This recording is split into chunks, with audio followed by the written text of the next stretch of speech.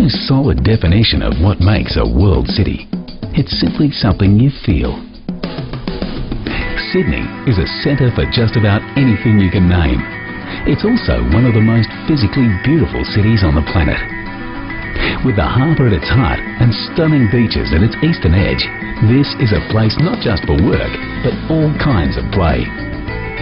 From the icons of the Sydney Harbour Bridge and Opera House, to Bondi Beach, shopping and dining second to none. There simply is no other place like it.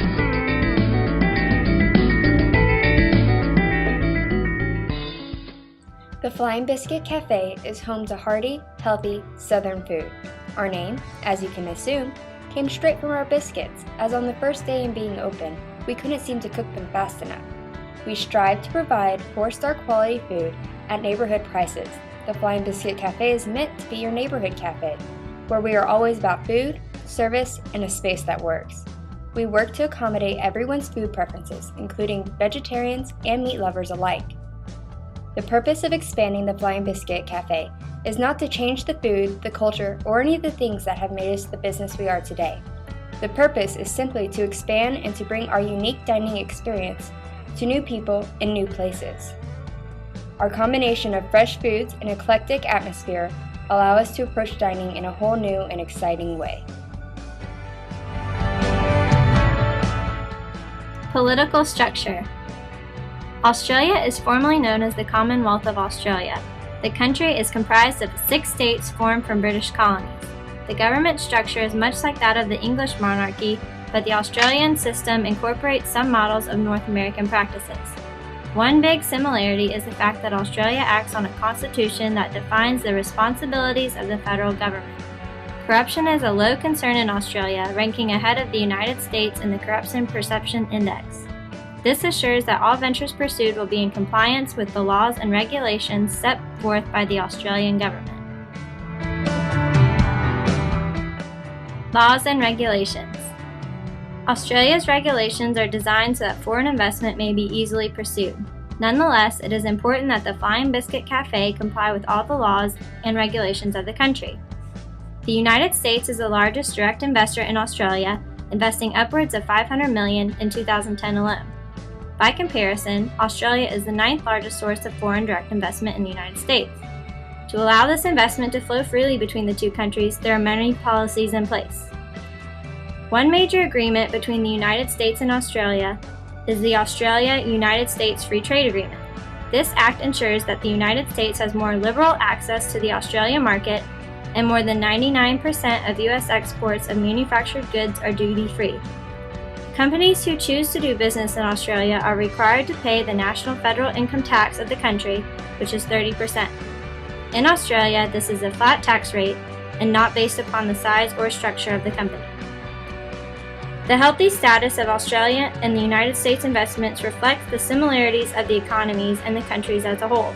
The two countries have established a good relationship with minimal restrictions on trade, which makes the venture for the Flying Biscuit Cafe easier to pursue. Economic factors. For a company ready to invest in a nation abroad, it is important to consider economic conditions that will influence the activities of potential customers. Such socioeconomic factors can influence the prices of the Flying Biscuit Cafe's menu and the type of purchases customers might make. At this point in time, Australians are wealthier than they have ever been in comparison to the rest of the developed world. Australia is currently experiencing a growth of 3.3%, which is a promising factor for investors. The average disposable income of the country will continue to increase in the years to come. Another important factor in Australia's economic climate is the presence of a large skilled labor force and the large presence of unions in the country. The gross domestic product for the service industry is 70.6%, yet there are many skilled workers who remain unemployed. The Flying Biscuit intends to use fair recruiting practices to attain local employees for the venture in Sydney, followed by invested employee training. Many of these workers will be represented by the Australian Council of Trade, which is a national trade union in Australia with 46 affiliates in the country. United Voice is a union predominantly devoted to the hospitality services and the restaurant industry. These unions make sure employees are receiving proper benefits and wages. This attributes to the fact that the minimum wage in Australia is so steep, which oftentimes can surprise foreign companies. To reduce negative interactions with United Voice, it is important to implement strong management and to put in place strict training programs to well-educate staff on company policies and laws of the country. So why will the Flying Biscuit Cafe work so well in the Australian market?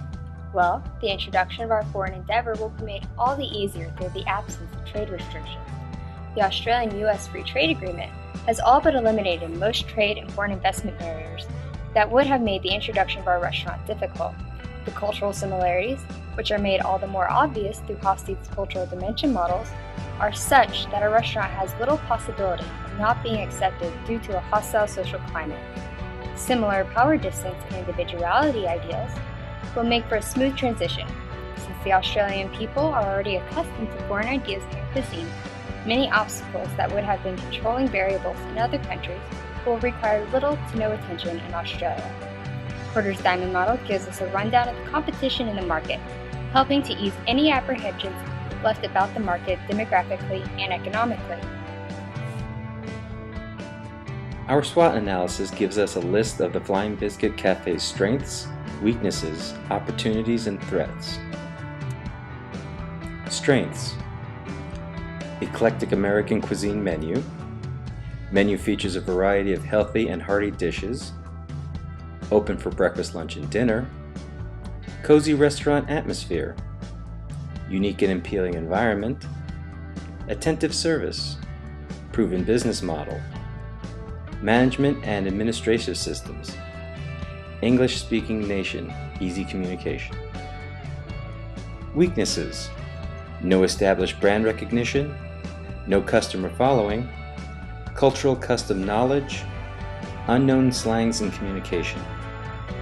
Opportunities: first to bring this type of eating experience to Sydney, tapping into a new market, niche market development, large and diverse population pedestrian traffic, heavy tourism traffic, proactive event strategy, support and increase awareness of community events, franchising, and licensing. Threats: acceptance of food style, loyalty to other local establishments, possible local political pressure, crime and safety issues, natural disasters. But with all this said and done, how will we actually set up our venture? Our metropolitan of choice will be Sydney, Australia, as it is the home of the largest population group in the country. To begin setting up, we will first need to secure funds equaling the amount of $600,000 US. These monies will in turn fund the acquisition of the necessary permits, space, equipment, and all other facets of setting up and running a business. We expect an after-tax profit of approximately $94,100 US. These margins will allow the company to pay back its investors in less than 6 years. On the outside chance that things not go as expected, our contingency plan would be to revisit our business model and possibly modify our menu to cater more to the local palate. Now that we've covered all the details, we believe that the Flying Biscuit Cafe will not only prosper in the Australian environment, it will become a staple in the Sydney restaurant industry. Therefore, we would like to formally invite you to join us on our journey to the land down under as we bring the taste of the real South to the Southern Hemisphere. Traveling in a freighter combi on a hippie trailhead full of zombies. I met a